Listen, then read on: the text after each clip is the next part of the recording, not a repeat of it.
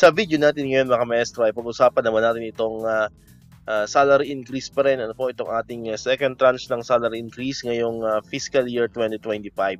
Ayan, so marami nga po nagtatanong, no, nakikita natin sa mga comment po sa social media, no, kung papasok na ba talaga ang ating salary increase or mag-take effect na ba yung ating increase, ano po, ngayong, especially po ngayong parating na sahod po natin sa first half ng February, na possible po is ibibigay po yan sa atin pagdating ng February 14 kasi nga ang akinsi po is natapat ng Sabado.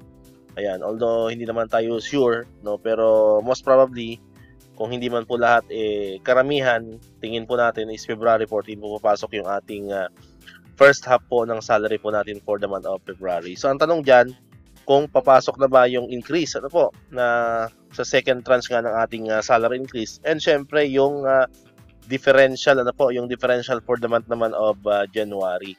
Ayan, so wala pa pong nakakaalam, ano, kasi wala naman pong binigay na advisory patungkol dyan kung papasok na ba talaga or hindi pa yung ating increase and differential. Pero sa tingin po natin, ano, may chance na isasama na po yan kasi unang-una, lumabas na po yung, kung naalala po ninyo, no, lumabas na yung NBC, no, yung National Budget Circular para po sa ating second tranche ng salary increase na medyo matagal na po yun. January po ata yun na ipinalabas ng DBM. So, ibig sabihin, pag meron na kasing budget circular, so meron na pong authority po, ano, yung mga bawat agency, ano po, na isama na po, no, sa payroll, ano po, yung ating second tranche po ng ating salary increase kasi mayroon na po yung budget galing po mismo sa DBM, ano po. So nakadepende na po siguro yan, no? Nakadepende na sa kanya-kanya mga agency, pero sa atin naman sa DepEd malalaman po natin yan, no, kung mayroon ng mga kamaestro natin dyan na mabibigyan na po ng sahod, no, especially baka bukas, no, yung mga mabibilis na mga division, no, na mag-release ng salary baka bukas, baka nga mamayang hapon meron na, ano po. So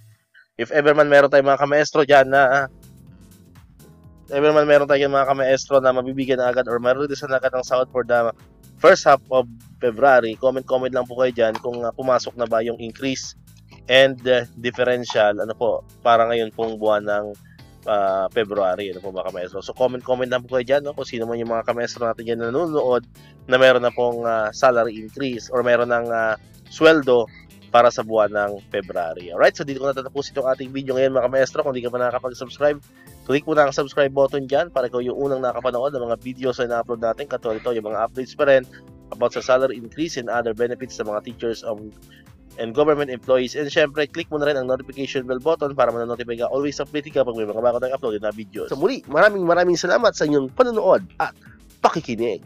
Once again, El Maestro, see you on my next vlog. Bye-bye!